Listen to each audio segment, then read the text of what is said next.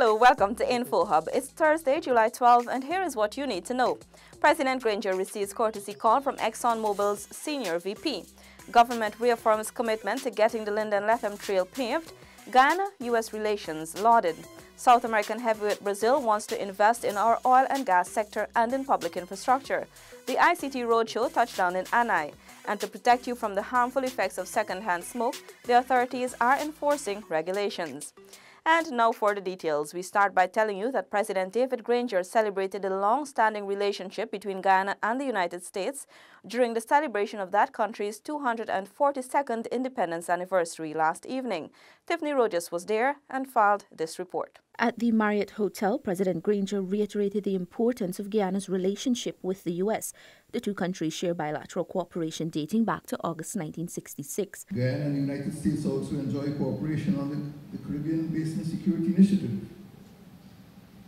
We look forward to deepening and widening this cooperation under the multi-year strategy to increase the security, prosperity, and well-being of the people of the United States and the Caribbean. Excellencies, ladies and gentlemen, Guyana iterates its acknowledgement and appreciation of the United States leadership in disaster preparedness and emergency response assistance. President Granger noted the Civil Defense Commission benefited immensely from U.S. support in the area of disaster preparedness response. The catastrophic 2017 Caribbean hurricane season confirmed how destructive the threats could be.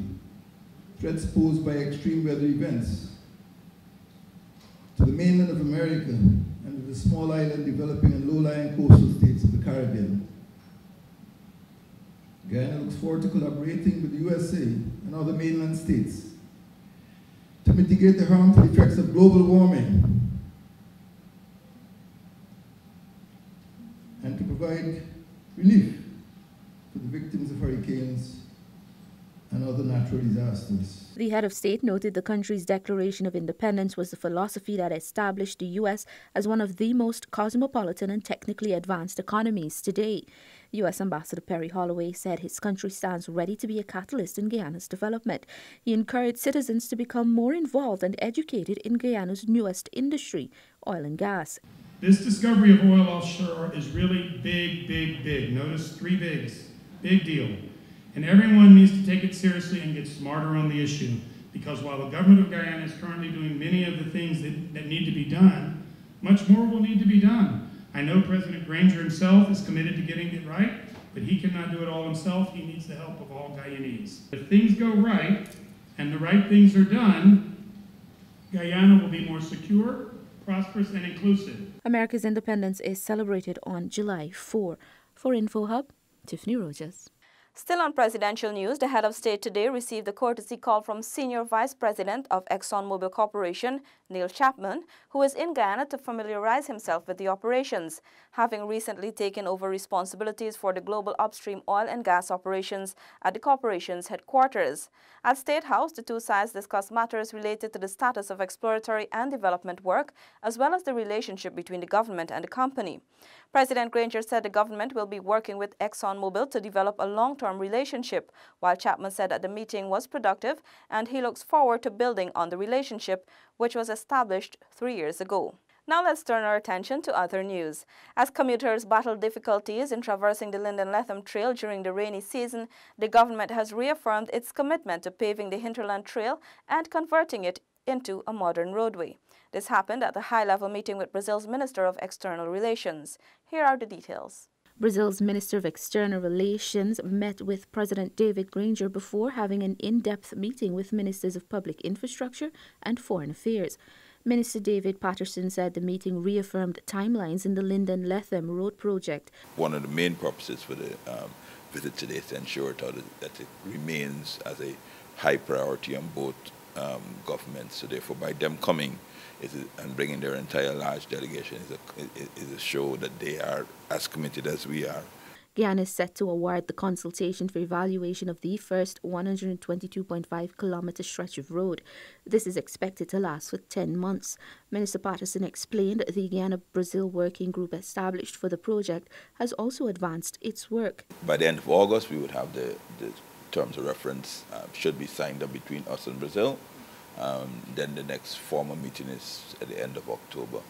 And it's expected at that time that Guyana would have in place a consultancy for the phase 1 roads, as well as the Guyana-Brazil teams will have a group set up to look at the second phase of the road.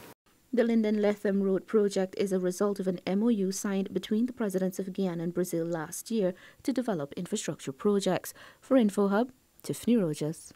And in more news from Brazil, investors from our neighboring country today met with Minister Joseph Harmon and expressed interest in long-term investments in the oil and gas, public infrastructure and business sectors. Stacey Carmichael reports. Minister Harmon, committing to further talks with the investors, expressed the government's commitment to collaborating in the public infrastructure sector as part of its efforts of preparing for the emerging oil and gas sector. The minister updated the team on the recent developments in the sector, including President David Granger's decision to create the Department of Energy. All of the structures that are being put in place right now. Before the cabinet, and it will go to the National Assembly very shortly, is a bill to deal with our sovereign wealth fund, into which the understanding is that the revenues from oil and gas will be placed into that fund, and then it will be dealt with in a national way. So that the issues in relation to this sector are being now reorganized and are being looked at very carefully. That is not to say, of course, we will still be taking proposals, because they are still a particular section in the Ministry of Natural Resources that are looking at these matters. According to Minister Harmon, Guyana has one opportunity to get things right in the oil and gas sector. Therefore, government is putting all the necessary measures in place. He vowed to arrange a special meeting with the team and Minister of Public Infrastructure, David Patterson, to discuss possible projects. Our physical infrastructure is key, because we cannot develop our country unless our physical infrastructure is organized. So what that means is that our ports have got to be modernized.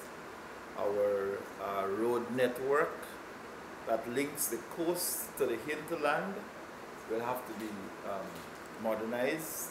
The team also expressed a keen interest in assisting with strengthening Guyana's national security system to facilitate the new sector. We're excited to be here, and we would love to proceed with something in the oil, in the infrastructure, and with a Brazilian group that can bring some of the Brazilian expertise and the Brazilian entrepreneurship. The Brazilians are very entrepreneur-oriented.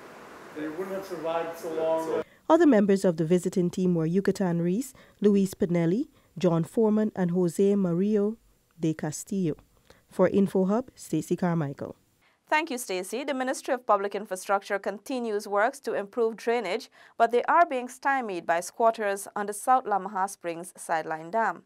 Stefan Gabriel was at Ground Zero and filed this report. Community Coordinator of the Ministry of Public Infrastructure, Nielsen McKenzie, said the effort is a continuation of the community's drainage exercise.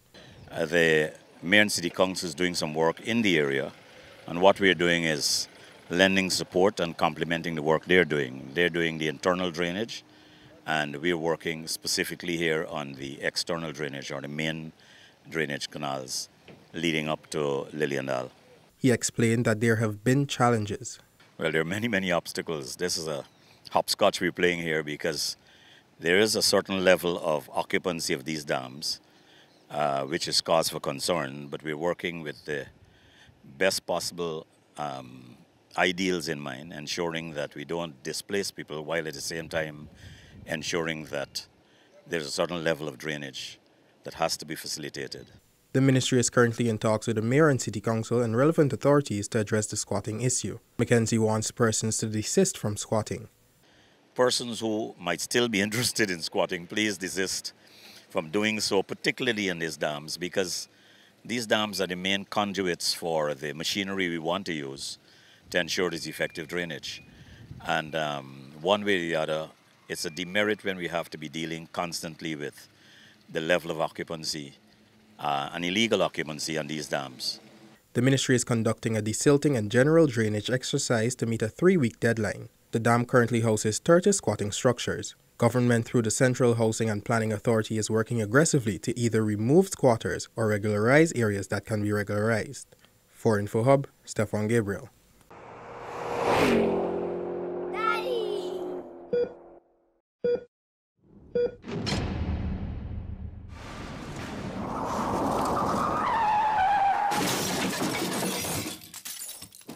Thanks for staying with us. The ICT Roadshow touched down in Anna yesterday, and how the agricultural sector can benefit from using new technology was emphasized. Here is Anira Khan. The roadshow was held at Bina Hill Institute in Anai Rupununi Region 9 and attracted scores of residents, including teachers. Stakeholders were educated by founder and executive director at Y Farm, Alpha Sinon, on the importance of e-agriculture with regards to access to safe, affordable, healthy, and nutritious local and regional food.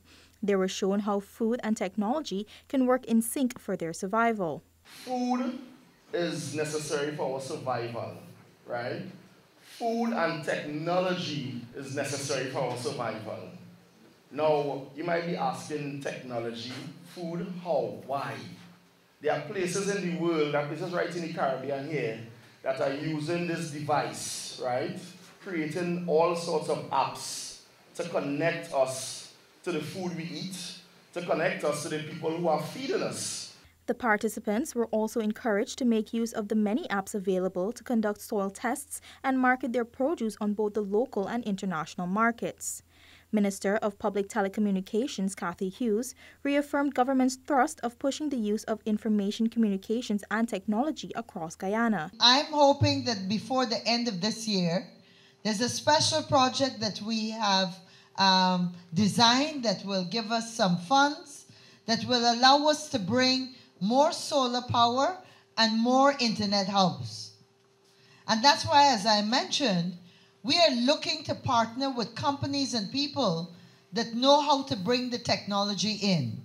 Other topics discussed included the effective use of data, animation, and website design. For InfoHub, Anara Khan. We have quite a bit of news from the Public Infrastructure Ministry today. Now we report that solar panels will be installed on the west side as Guyana pushes ahead with its green and clean energy agenda. This was announced at the commissioning of the $9.7 billion West Coast Demerara's Fourth Road project.